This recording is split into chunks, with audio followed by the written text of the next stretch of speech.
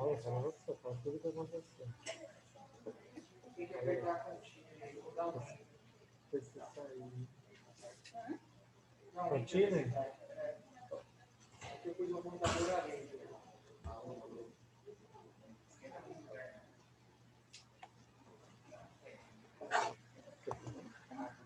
Oi, gente. Boa noite. Então, a gente vai falar sobre as profilaxias infecciosas. Aí a gente acabou dividindo em duas aulas, porque ficou muito extenso, né? Então, a gente vai dedicar uma só para a profilaxia antifúngica, que o Vini vai falar, e aí eu vou falar sobre o resto. Acho que na próxima semana, se der, tá bom?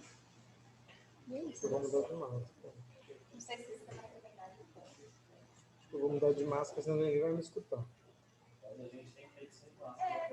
É? Espero que eu não seja super spreader. Super spreader é aquele que transmite para todo mundo. O problema é que não gritar comigo é meio difícil. Bom, pessoal, então, boa noite. Eu vou falar para vocês de profilaxia antifúngica, né, antifúngica. A Lari pediu para eu apresentar, eu tinha uns slides, a Lari já tinha uma aula quase feita, não sei por que ela pediu para eu apresentar, e daí eu peguei vários slides dela ótimos, daí me ajuda aí nos slides, Lari, para você complementar. Como que isso? Essa? Bom, eu acho que primeiro sobre o risco, então a gente divide a doença fúngica em 3 grandes riscos. É muito parecido com os riscos que vocês têm também. O risco de LMA, o risco alto é LMA, transplante alogênico, LLA e anemia plásmica. E daí você vê síndrome mielodisplásica, LLC, autólogo e linfoma não Hodgkin com risco intermediário para doença fúngica. E o baixo risco seria LLC, o mieloma, e doença de Hodgkin, aí os tumores sólidos como os baixo risco. De doença fúngica em transplante alogênico, esse é um estudo antigo, de 2014, prospectivo, que mostra que aspergilos é a principal causa de doença fúngica mesmo do transplante. Principalmente tem um pico lá, como vocês vê, deixa eu ver se eu consigo, aí. Tem um pico aqui no primeiro mês e depois você tem um segundo pico quando vem o GVHD. E depois disso, você tem a Cândida, que é o terceiro agente, com 11%, a maioria é aspergilos. Depois, eles têm mucormicose, dados europeus e americanos, e fusariose, por último, como o terceiro agente de fungo filamentoso, o quarto agente geral. E a gente percebe que é muito mais comum os fungos filamentosos e cândida no primeiro mês pós-transplante, tendo pico de aspergilos depois. Fatores de risco, aqueles fatores de alto risco de doença fúngica, não aparentado, cordão, LMA em atividade, doença fúngica prévia e doença do enxerto contra hospedeiro, grau 2 a grau 4. E a mortalidade nesse estudo foi de 46%. Daí tem esse estudo que depois, como vocês começaram a fazer transplante haploidêntico, tem vários estudos comparando se haploidêntico tem mais ou não do que halogênico aparentado. Esse é um estudo que mostra que, na verdade, a incidência de aspergilose foi até maior no compatível do que no haploidêntico e não teve diferença de mortalidade. Eu gosto desse estudo que fala que exatamente o que vocês fazem, o haploidêntico com ciclofosfamida pós e com intensidade reduzida, que você percebe que doença fúngica foi o segundo agente, muito mais comum mesmo fungemia nos primeiros meses, mas 6% dos pacientes desenvolveram uma doença fúngica invasiva, sendo aspergilose a principal doença fúngica, depois candidíase e 13% de pneumocistose. E quando você vê a revisão da literatura que esse artigo fez, falando sobre doença fúngica, quando você vê as altas taxas de doença fúngicas, são pacientes que fizeram geralmente mielo ablativo como condicionamento comparado com RIC ou não mielo ablativo, então depende muito do condicionamento. Doença fúngica vai de 2% a 18%. Eu vou passar, acho que rápido, alguns slides para a gente não demorar para ter mais tempo para discussão. Esse é o estudo nacional que a gente tem, que a gente levantou dados aqui, mostrando que a aspergilose é o principal agente, depois candidíase e terceiro lugar fusariose, seria o segundo fungo filamentoso mais comum. Uma incidência aqui de 11% e de fusariose de 5%, uma mortalidade de 60% com 6 semanas, e a gente percebe que a leucemia teve mais, possivelmente por causa do ambiente protetor que a gente coloca os transplantes e não tem na leucemia.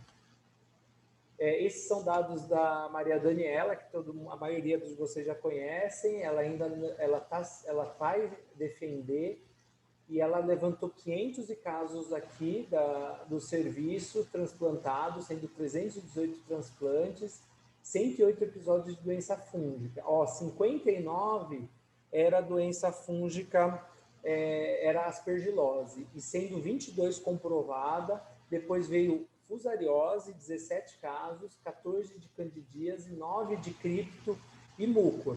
Ela levantou todas as doenças hematológicas, então você vê LMA, LPA teve uma taxa alta, LLA, transplante halo com 15%, o não relacionado 13%, o autólogo tinha muito pouco ainda APLO quando ela levantou, a anemia aplásica 24% e menos nos linfomas e no mieloma múltiplo.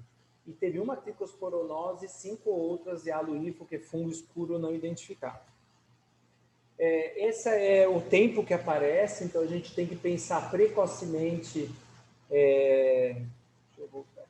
precocemente é candidíase, como vocês veem. Depois vem aspergilose, que seriam 2 picos, um aqui e um aqui no final. Depois fusariose, mucormicose e pneumocistose.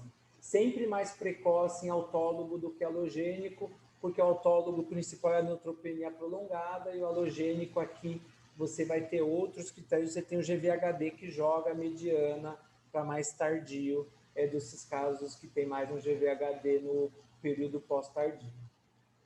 Esse até a Lari colocou aqui, é um período de maior doença fúngica em LMA, um estudo Brasil 2007-2009, com 892 ocorreram na indução da remissão. Então, você vê, aspergilose, candidíase, fusariose, raridade se ter na consolidação da leucemia. Então, você vê que a indução é o mais importante.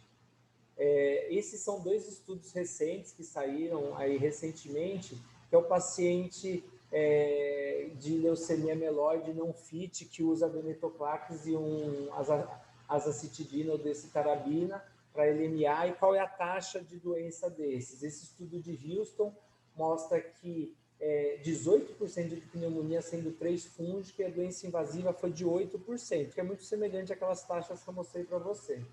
E 7% de óbito por infecção. Um estudo americano da Califórnia com 119 pacientes que fizeram profilaxia, 41 reduziram a dose do venetoclax aí por causa dos azólicos, e mais doença fúngica, 12%, com a mediana de 72 dias, e 87 era escape, estava usando antifúngico que teve escape. E foi pior nos que não responderam ou refratários. Então, eles tiveram muito mais doença, como a gente imagina. Não teve impacto sem quem fez profilaxia ou não fez de maior doença fúngica ou não. Essa também a Lari, eu peguei da Lari agora, sobre prevalência de LLA. Então, você vê que eles têm uma alta prevalência que chega a dados semelhantes a transplante, então 7%, 10%, 11%, e aspergilose sendo o principal, e outros fungos filamentosos que pode chegar até 2% desses pacientes tendo doença fúngica na LLA. Mortalidade alta, como vocês sabem, o pior aqui é mucor e fusário, a mortalidade da doença fúngica invasiva, e aspergilose a mortalidade diminuída comparado com candidíase. Eu vou mostrar por que essa mortalidade é menor. A sobrevida é menor para aspergilose e fusariose e mucormicose, como eu mostrei para você, nesse acompanhamento italiano. E também o estudo lá dos 8 centros mostra que quem não tem doença fúngica, a sobrevida é de 84 com um ano, cai para 30. Quem tem doença fúngica provável, possível, e quem tem doença provável e possível cai para 20, 23, 29%, é muito semelhante. Esse dado eu coloquei aqui porque fica aquela coisa, fazer tomografia no paciente que chega ou não. Tem vários artigos recentes que falam, então seria um método preventivo, vamos fazer tomografia para ver se o paciente já tem alguma doença fúngica. Então, esse César, ele publicou que 33 tinham alterado a tomografia e 12% de aspergilose invasiva. Depois veio esse estudo de Israel, super discutido, que ele fez lavado e galacto em todo mundo, só que ele colocou um cutoff de 0,5 no lavado. E viram que, óbvio, que tinha muito mais aspergilose, alteração tomográfica nos pacientes que tinham aspergilose, como a gente esperava, mas ele achou 5% de aspergilose inicial. A Dani, nos primeiros 7 dias, ela achou a mediana de 23 dias da aspergilose nos pacientes aqui, e 17% nos primeira uma semana, para a gente ver que eles podem ter uma aspergilose precoce mesmo.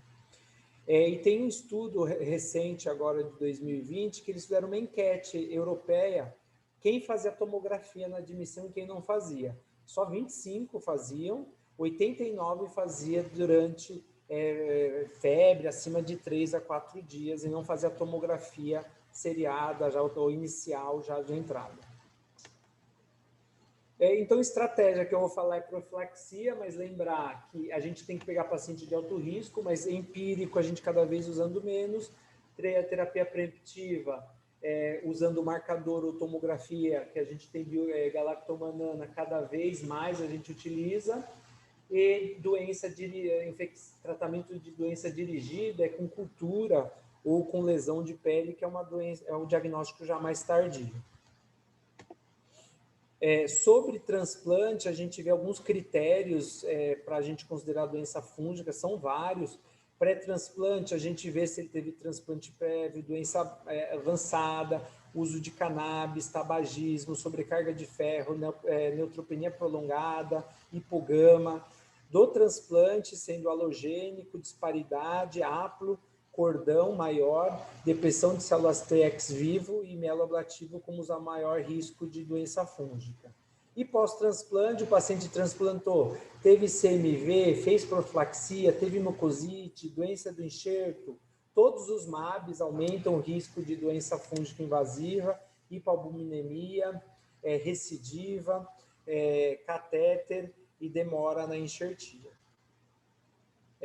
Na leucemia, a gente é um pouco diferente, então na leucemia a gente divide o que é mieloide, L linfóide, então a gente vê diagnóstico tardio, que é o que a gente tem maior problema aqui, por isso que às vezes a gente tem doença fúngica já inicial na leucemia mieloide, que eles demoram para fazer o diagnóstico, neutropenia no diagnóstico acima de 7 dias, doença refratária, uso de corticoide, ambiente, então tem construção no hospital, reforma, está no filtro EPA, cannabis, qualidade de água, tudo relacionado, ou até trabalho. Muitas vezes os pacientes têm contato com planta, trabalho, que chama atenção para a gente.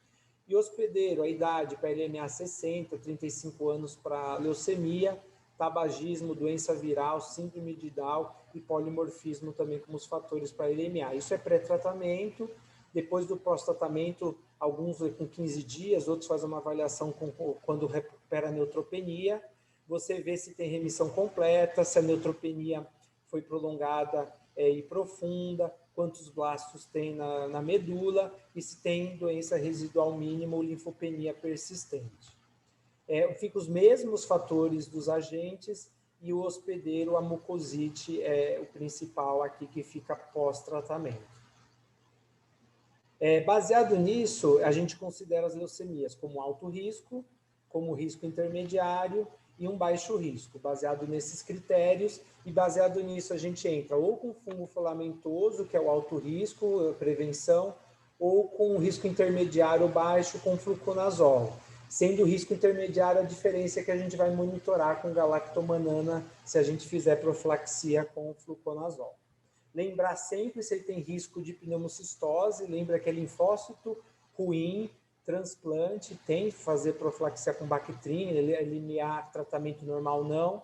E lembrar que isso é muito dinâmico, às vezes o paciente não tem risco, no momento ele vai se tornar com o risco, então é bem dinâmica a estratificação da leucemia.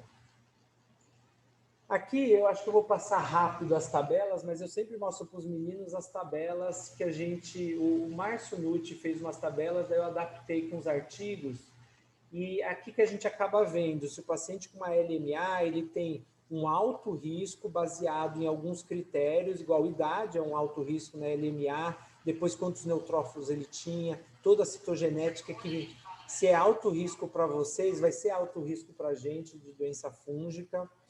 A quimioterapia que faz, as comorbidades, a colonização e também fatores pós-tratamento. Ele recuperou a neutropenia, tinha blasto, tinha remissão completa, todos fatores para alto ou baixo risco.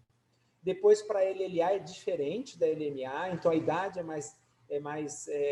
é novo, então você já tem acima de 31 a 54 já tem baixo risco, já tem risco intermediário. A leucometria também é diferente, acima de 30 mil para alto risco, e o resto é basicamente bem semelhante. E para o TMO, que vocês sabem bem, eu acho que o condicionamento é importante, se é sangue de cordão ou não, se tem filtro EPA, se não tem, se fez ATG ou não, hipogama também é importante, se é refratário, se está associado à disfunção do enxerto, enxertia, se tem doença do enxerto hospedeiro, mucosite prolongada e recidiva também são fatores de alto risco para a doença fúngica. Esse aqui eu vou passar. Vou falar basicamente sobre profilaxia. Então, fluconazol, a gente tem inúmeros estudos que diminuem mortalidade de doença fúngica global e de doença fúngica, diminui a incidência de candidemia. Esse é um exemplo que eu trouxe aqui com redução de mortalidade. Então, em transplante e leucemias, o fluconazol 400. Só que a gente tem que lembrar que o paciente de alto risco, que tem uma doença invasiva acima de 10% de candidíase, ele é o que vai ser, o fluconazol vai ser protetor. Então, com profilaxia, a gente tem uma incidência de candidemia que chega a menos a 1%. Como vocês veem, é raridade a gente ver candidemia. Às vezes, quando a gente vê uma candidemia no escape no paciente que ou teve perda do enxerto, ou se não, ele teve uma leucemia refratária. Aspergilose já é diferente, então a incidência é de 7 a 10% nos estudos, e a gente vê, tem uma revisão sistemática agora recente que fala, quando você faz, a incidência de doença fúngica cai de 11% para 4% com profilaxia. Então a taxa cai, é importante a queda da taxa com profilaxia.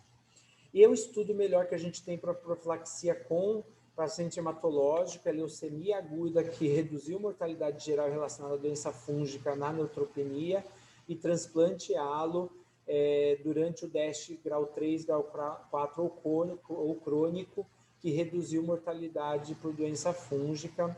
Lembrando que tem a hepatotoxicidade, pode chegar aí de 7 a 15% com o posaconazol.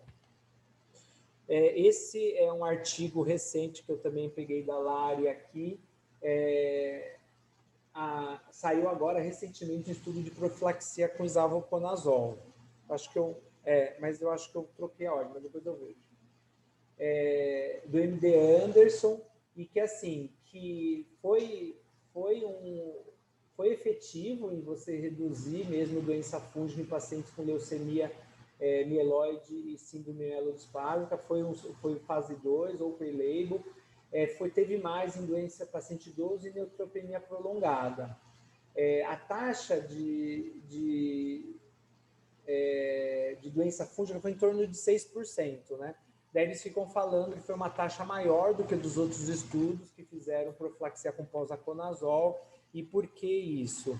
Aí eles até discutem que talvez a neutropenia seja um impacto, que o estudo com isavuconazol, com posaconazol, na análise pós-hoc, eles viram que o isavuconazol não foi tão bom no paciente neutropênico. Eles discutem isso. E teve muito breakthrough. Tem outro estudo. Você lembra do que foi o breakthrough, do que foi o escape nesse estudo? Que fungo era? Porque eles descrevem aqui, a maioria não estava controlado, né? Ó, você vê que não tiveram remissão completa. É doença, é paciente de mau prognóstico.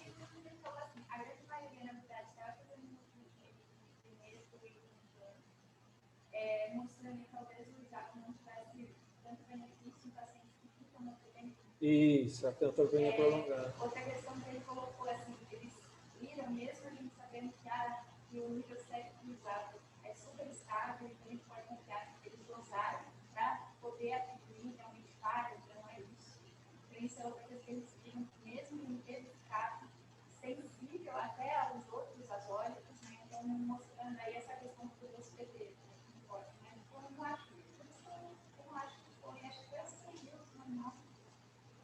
É que assim, tem que ver só se for cândida. Eu não vi se foi muito cândida. Não. Só que eles falaram, ele é super sensível. Tanto que eles usaram fluoconazol para tratar e ficou super bem. Não teve esse impacto de mortalidade, nada nesse sentido. Porque o estudo com isavuconazol para candidemia foi super ruim. Então a gente vê que talvez o isavuconazol não seja uma droga boa para cândida. Então talvez se o breakthrough for muito de cândida, eu apaguei outro estudo. Não vai estar em algum lugar. Tem um estudo antes desse que fala de profilaxia comparado pós-avórico e isavo. É um estudo menor, que também a taxa é maior de doença fúngica, nos casos de isavuconazol. Aqui é LLA, né? A gente tem o problema da vincristina, o uso que é um forte inibidor do citocromo vôrico e posa, então tem uma interação importante nesses pacientes, e daí o problema é a neurotoxicidade em relação a isso. Então esse artigo aqui de revisão, ele até fala casos que você tem que ter cuidado durante a profilaxia, e o maior risco de neurotoxicidade. Essa neurotoxicidade tem muito vista nos protocolos infantis. Isso, criança. Em adultos, isso não foi tão relatado. Então, por isso, até que esse fizeram Anderson, né, que eles acabam fazendo essa abordagem aí, que às vezes é de frustração intermitente, que é meio criticada, mas... É o que a gente acaba fazendo, né? A gente fez nessa doença aqui, ó. Isso, que aí você meio que respeita essa farmacologia, né, de 48 horas antes de você fazer o intestino, né, você diminuir o humor e depois foi embora. Oi? Eu não acho criticado não fazer profilaxia. E já que é meio julgado, assim, por exemplo, eu perguntei isso na aula para ele. Ele falou que era proteína, não tem diferença. Sério. Ele faz o quê? Órico na LLA. Não, eu estou falando da LLA com vincristina. Ah, não. Então, isso daí é meio polêmico. Por causa disso. Sim, isso é bem polêmico. Porque isso é sempre deles. E, assim, farmacologicamente pensando, Ele para com isso. Oi? Para com isso. Não, o paciente tem que fazer o teste, né? Tem que fazer. Só que aí a Você pessoa... não pode usar nenhum azólico pela interação. E neurotoxicidade. Só que aí o que ele coloca? Não tem, na verdade, provado que existe, não se sabe dizer se inclusive o vôrico causando neurotoxicidade em adição à neurotoxicidade da mente, ou se simplesmente são efeitos separados, então você está concluindo. Então, o que eles fazem... E aí o que eles falam E o problema é que a neurotoxicidade tem um mau prognóstico, né? É irreversível. Então aí eles colocam assim, é meio discutível, de fato, o mais seguro, já que não tem estudos falando ou provando isso, o mais seguro é não fazer. E é isso que o Martin muito levanta. Não fazer, não fazer, eu sei. É isso que ele fala. Só que aí essa é a... Por isso que tem... Mas é esse artigo de revisão, né? Isso é um artigo de revisão que é deles, né? É o que eles falam. Por isso que eles colocam. Mas para LLA, primeira revisão, tinha que fazer. Já professor. Você é protocolo... Não é LLA que deu errado.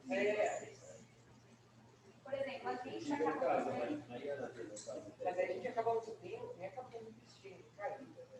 Às vezes usa, né? O protocolo assim, do PACL, eles usam Cristina, né? O protocolo que hoje tem glina, mas isso não tem, né? Então, se for para. Mas você escolhe aqui, né?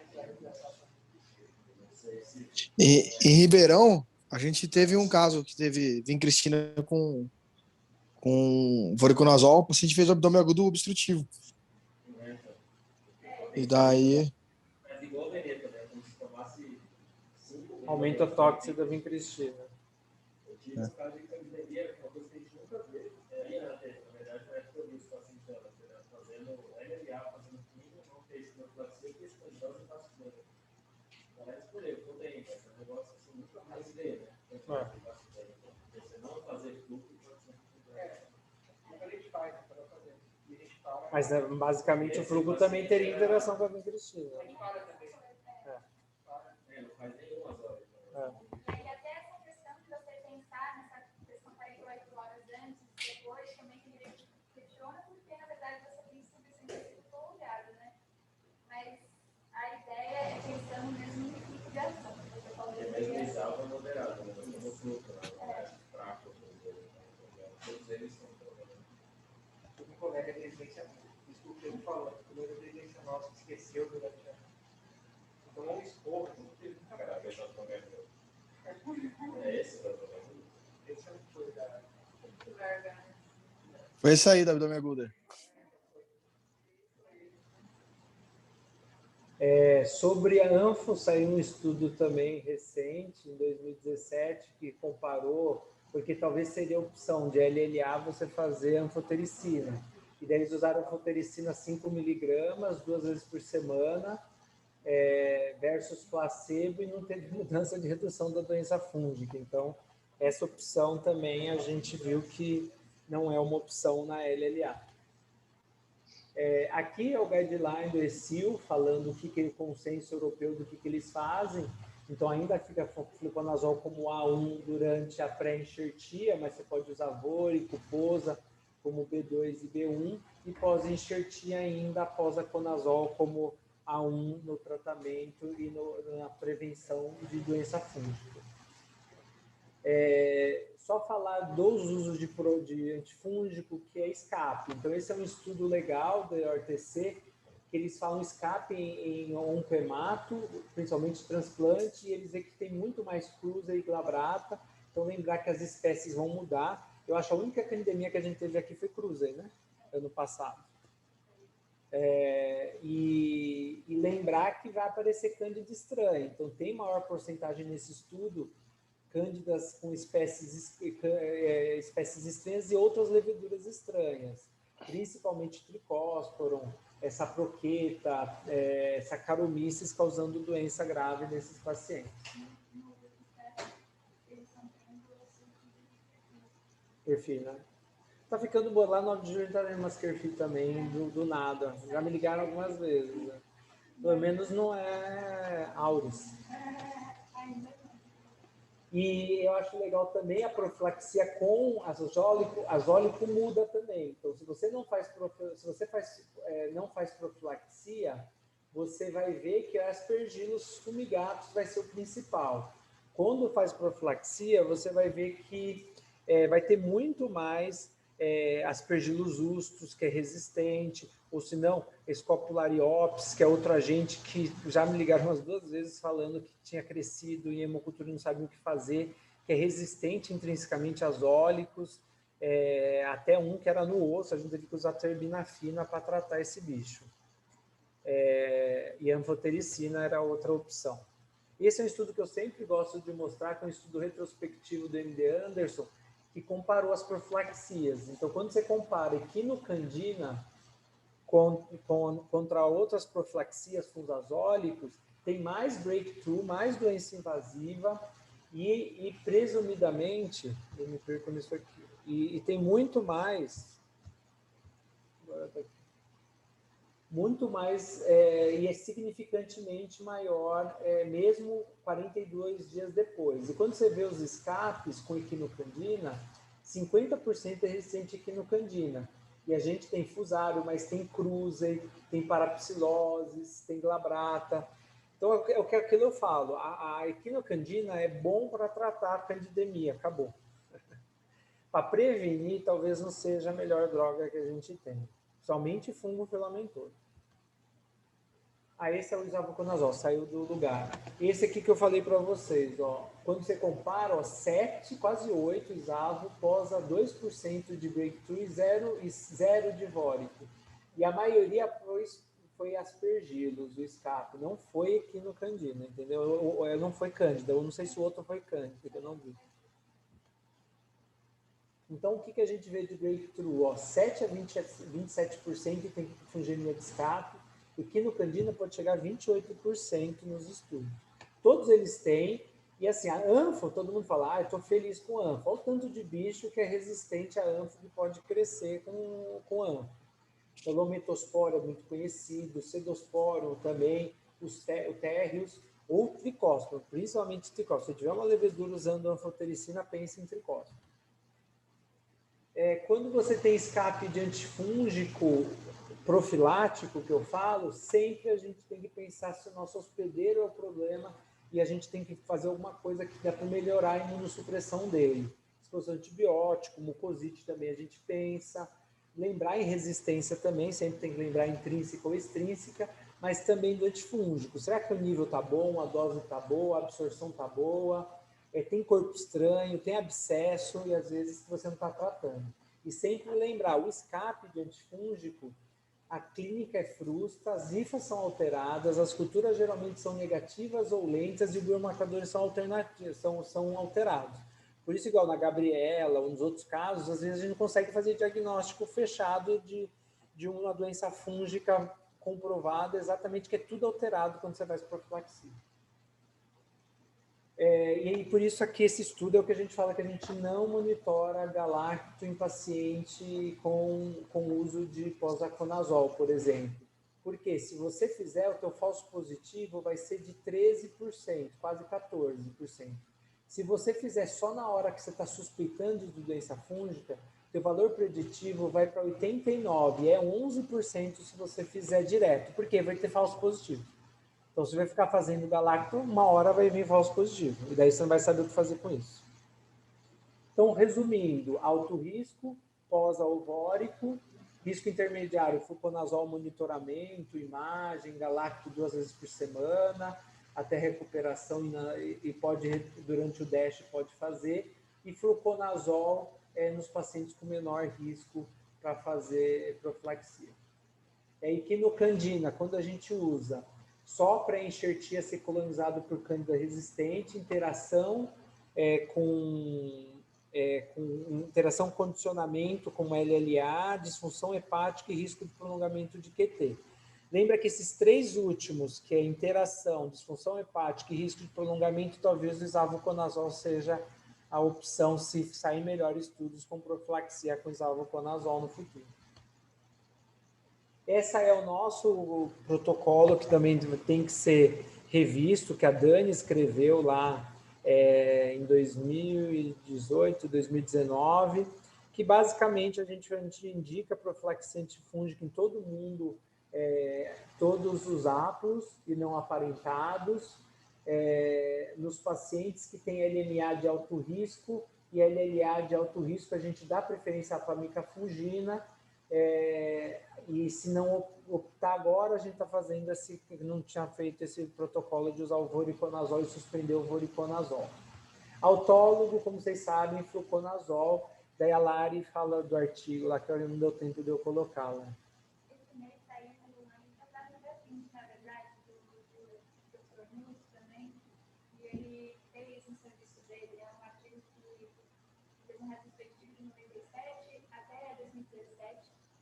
Ele dividiu esses períodos onde ele fazia a profilaxia com grupo, igual é o recomendado durante a pneumonia, no autólogo, e no segundo período, que acho que foi de 2007 para 2017, ele manteve sem profilaxia, só 5,20 graus de idiopático. E foi, acho que, 590 transplantes autólogos, e que mostrou aí uma incidência de infecção por cândida, na verdade, de 2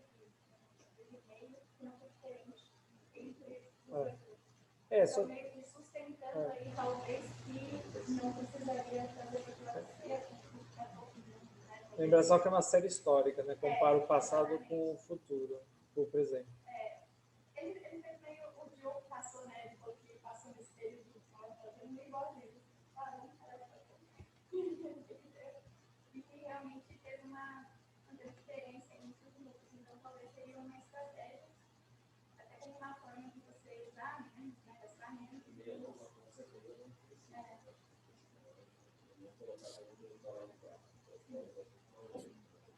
Sim. Exato. Ele coloca exatamente essa questão de você realmente tem mais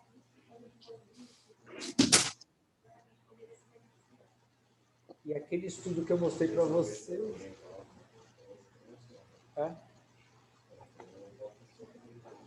Tem aquele artigo de revisão de LMA, e aqui eles até falam em quem fazer profilaxia quando você está usando o venetoclax com azacitidina e desitarabina, que na verdade é aquele paciente de alto risco, é um paciente que tem recidiva, é um paciente que tem complicações, profilaxia secundária, já teve uma doença fúngica, um paciente que tem alto risco genético, então você vai ter que também estadiar esse paciente, mas lembrar que ele vai ter risco também de doença fúngica.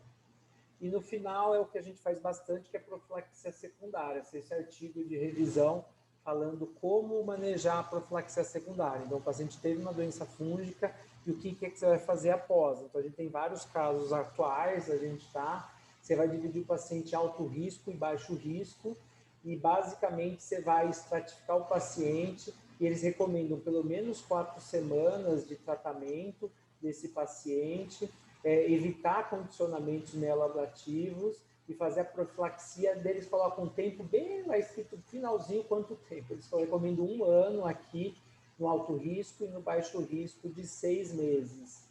Mas você vai ter que ver se ele teve remissão completa, se recuperou os neutrófilos e se ele teve sinais e sintomas compatíveis da doença fúngica. Mas é bem legal um artigo para a gente ver como a gente vai estratificar também a história de doença fúngica e como é que você vai fazer a profilaxia nesses pacientes. E a interação com os azólicos, acho que todo mundo sabe, o nosso maior problema é a vincristina, que é evitar total. Todos os azólicos, principalmente voriquiposo, aconazol, tem a maior interação com o citocromo P450, mas lembrar que pode ter, aumenta, ruxolutinib aumenta a exposição a ruxolutinib, como também o midostaurin, então tem o monitoramento do QT que é importante, e a vincristina que a gente falou bastante. Esse até a gente tirou foto aí da apresentação que teve do Contoyanes, que foi, né?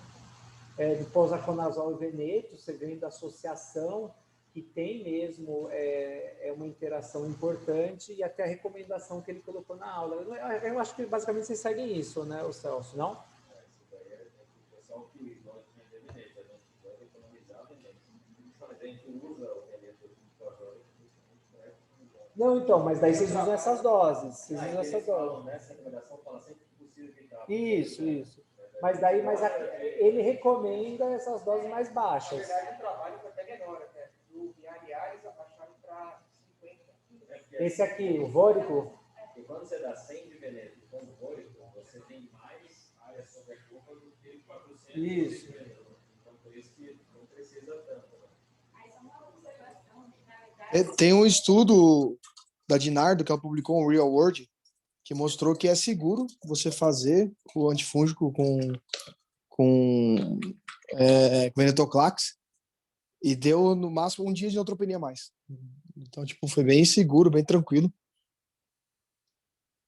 Tem o Oeste também. Foi de conversar. Na verdade, você tanto com inibidor forte ou moderado, não teve pior resposta, também não teve mais toxicidade. Tem pouco de investigação. Não tem, não. O Pedro falou que entendeu isso. Entendi corrigido. Não, você corrigir a dose. Você tem que corrigir a dose, que não aumentou o tempo de neutropenia, comparando aqueles pacientes que usavam um venetoclax sem um antifúngico. O VHA não teve Teve estudo passado, aí era no posto, que aí sim, se você não corrigir essa dose, você não tinha mais resposta, e não tem.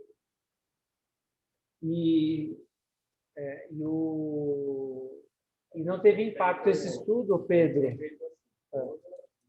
Esse estudo aí de vida real foi igual. Então, o desfecho clínico foi igual, não teve mais efeito adverso, com exceção de um dia mais de neutropenia. Foi isso. Era um estudo não era comparativo, né, porque era de vida real, mas ele pegou quase 90 pacientes e na análise dela lá foi isso. Agora, você mostrou também, Vini, aí, um retrospectivo, que fala que não dá diferença utilizar antifúngico em termos de profilaxia de infecção fúngica, né?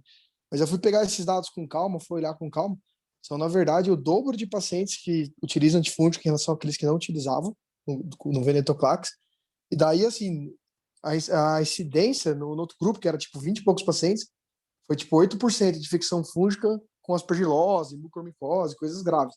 Enquanto no grupo que usava fluconazol ou posa, que era bem heterogêneo, os principais escapes foi com o Cândida. Então parece uma jogada da indústria aí para querer fazer o venetoclax sem nada aí de antifúngico, né, para anemia. É do Viagra, tô falando. Oi? É do Viagra. Do Viale, né? Vialia. Isso. O que a gente faz aqui no laboratório é certo, porque para a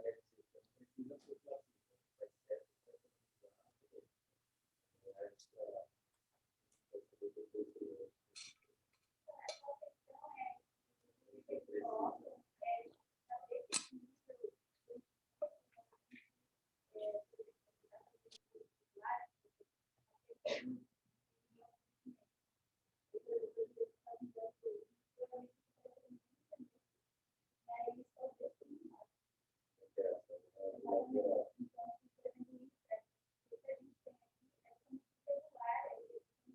Mas um vôrico também é irregular, esse que é o nosso maior medo. Porque pensa, se é sério, quando às vezes está alto, às vezes está baixo. Às vezes está alto. Eu fico com medo se o veneto também vai ficar assim, entendeu?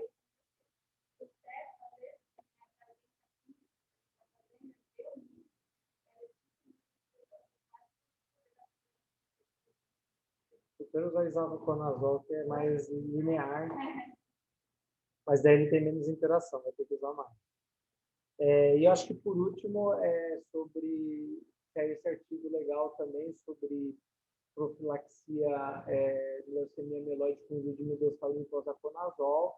Lembra que eles têm uma interação que aumenta o efeito adverso do midazolam, somente prolongamento de QT. Daí eles falam da náusea, vômito, prolongamento de QT pode ter pneumonite intersticial, derrame pleural e hemorragia pulmonar, então isso pode ser monitorado, você tem que ter cuidado quando você está usando os dois juntos. Eu acho que era isso.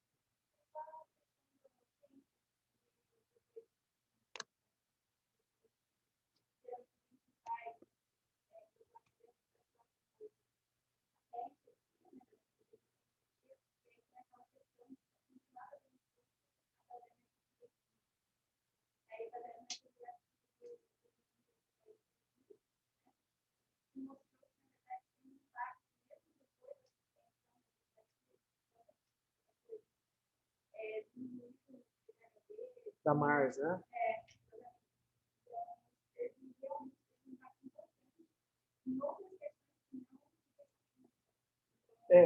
Eu acho que duração de profilaxia é uma coisa bem controversa, né? Fica aqui, ó. A duração, na verdade, esse é o protocolo que a gente escreveu lá no 9 de julho, mas assim, a gente é a recomendada do NCCN, mas tem várias discussões sobre isso. D mais 75 e D mais 30 aqui para baixo risco. Aqui com fluco, aqui com pós, só que assim, é impossível mandar o paciente com pós e vómito para casa, né? Dá alta. Não, fluco aqui, D 75, tá? Mas aqui, por isso que a gente falou, a gente discutiu isso várias vezes, e fazer o que a gente faz? Faz na neutropenia, depois faz se tiver DASH. Não, os dois picos que tem de doença fúngica, então talvez seriam esses momentos para fazer. e não precisaria fazer prolongado. Por isso que a gente tem esse problema. Tem esse problema no hospital público, também em privado. O paciente não vai pagar pós-aivórico por tanto tempo em casa usando. Então, a gente tem esse problema também durante esse período. Mas isso é bem controverso. Até o Contoyanes, né, falou que não tem. Cada equipe faz de um jeito.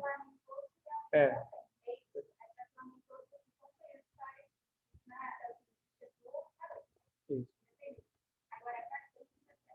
Não, o Contoyani ele faz baseado no hematologista, não é? No grupo que ele faz, ele tá. Cada grupo lá no Emdando, tem vários, não tem? Emdando. Mas o que eu entendi é que cada equipe faz de um jeito. E ele, como não tem evidência, ele deixa a equipe fazer do jeito dele.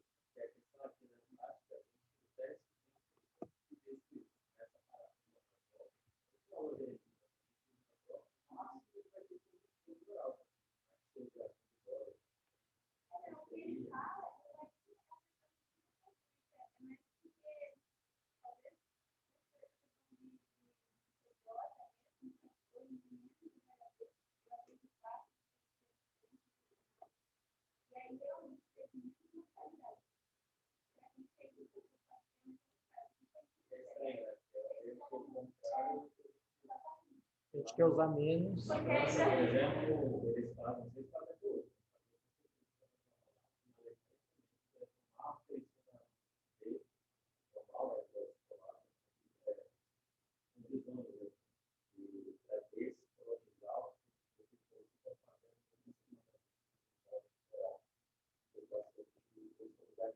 É o protocolo de Turim.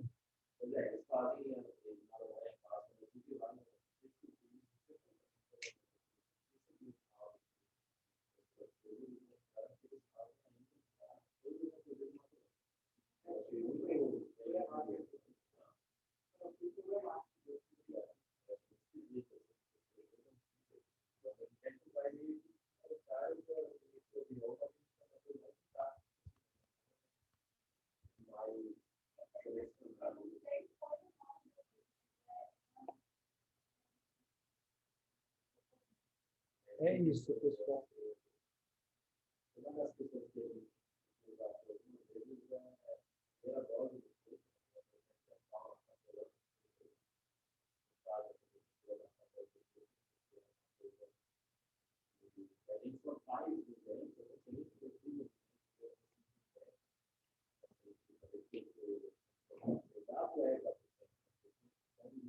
Falar mais alto. Falou sobre dose de fluconazol.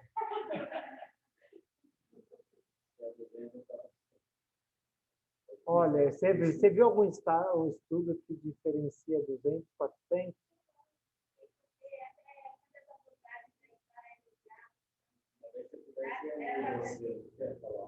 Esse eles não escutam.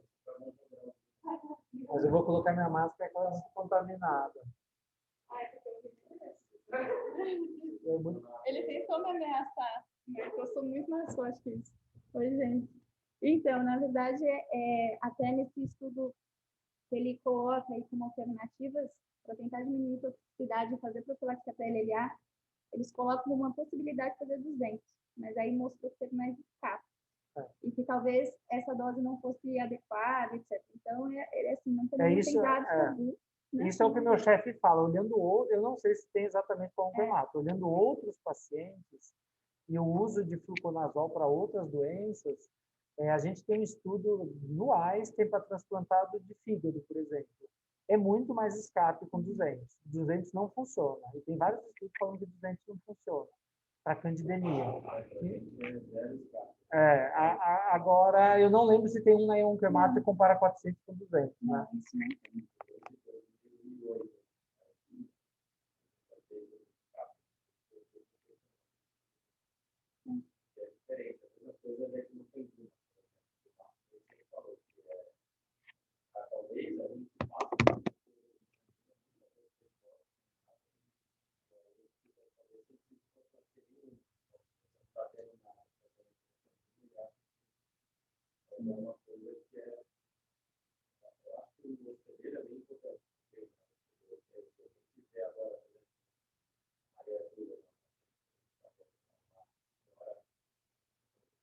uma eu posso ter equipe, ela pode se integrar, eu vou seguir aquilo. Eu falo para eles nada de uma equipe, eu vou fazer temas de fevereiro até hoje, e aí tem uma. E aí mesmo com os dois, ela tem nada demais, eu também progrediu, só não foi de dois.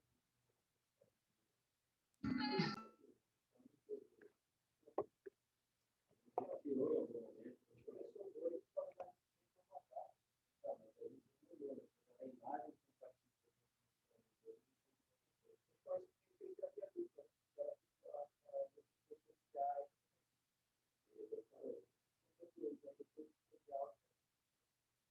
o problema é que essas novas tecnologias deles, as falhas, que a estratégia falhou, Hospedeiro. Com certeza.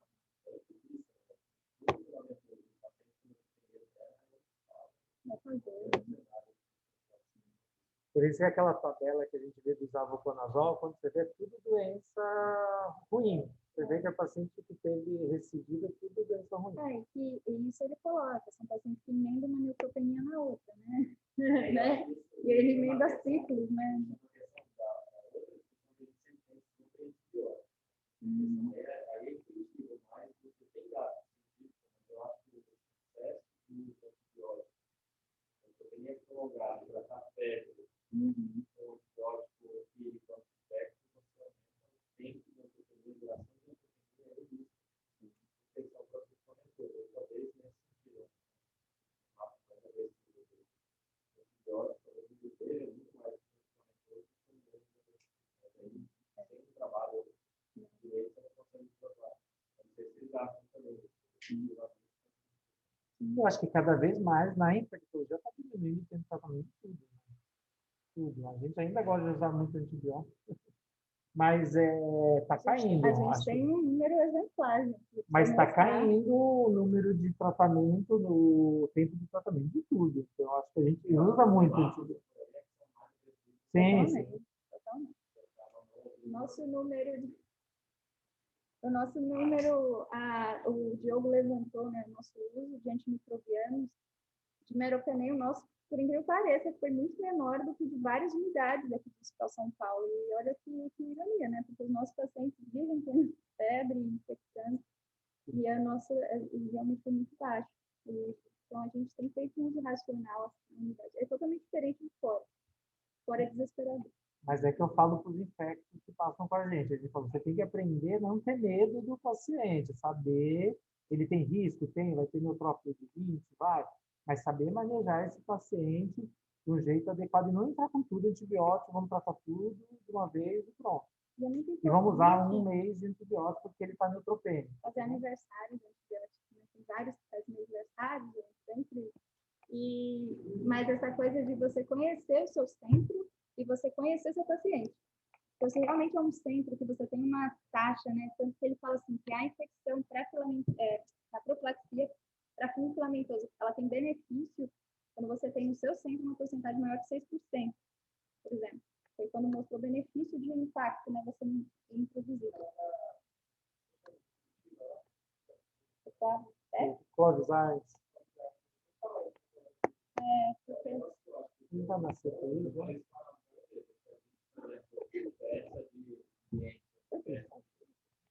O ambiente lá é que está sendo completamente muito bem. Vou dar um exemplo do quadro da Lélia, ela foi internada 7 dias, ela foi internada, então não dá para enviar os filhos em pouco, as pessoas, eu não sei realmente, será que ficaria para os outros, não quer internado para fazer isso, para independente, talvez aí que procura, eu já falei, eu não sabia, eu fui examinar na unidade inteira, todo paciente com muito hospital, eu dei com ele. DH, quando ele chegou no desafio, e não queria ser logo, você pode explicar isso, de ambiente, você foi uma casa de baixo.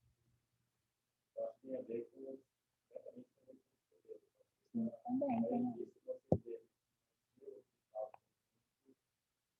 você não tem cliente também. Pode. Você consegue usar também.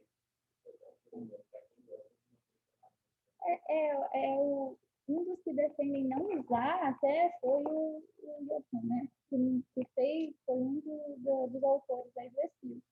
Ele fala que na Bélgica, no centro dele, ele não usa para nenhum transplante. Ele tem essa... só para cândida, né? E para eles, porque justifica que eles têm uma incidência baixa, isso não muda, na verdade, escapes e tal.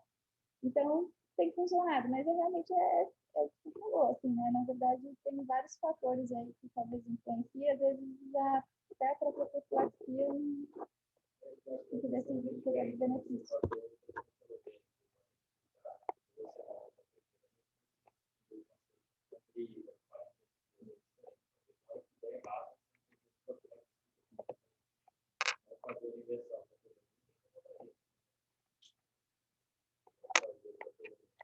Uhum.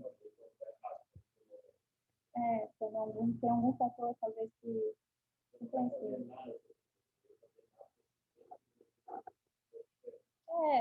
É uma coisa dinâmica, né? Você saber aí se o paciente também oferece um motivo, né? Tanta exposição, por isso que é importante até essas questões de a gente fazer o pré, a gente investigar tudo que tem, fazer lifológico, etc. Para paciente de alto risco, porque você consegue em alguns casos identificar isso.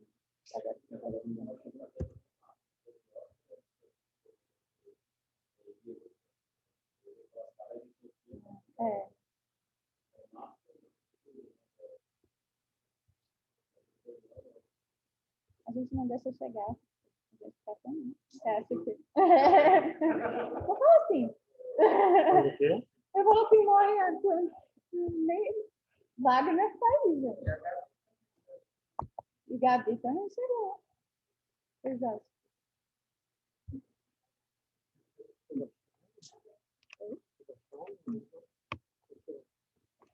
É isso, pessoal.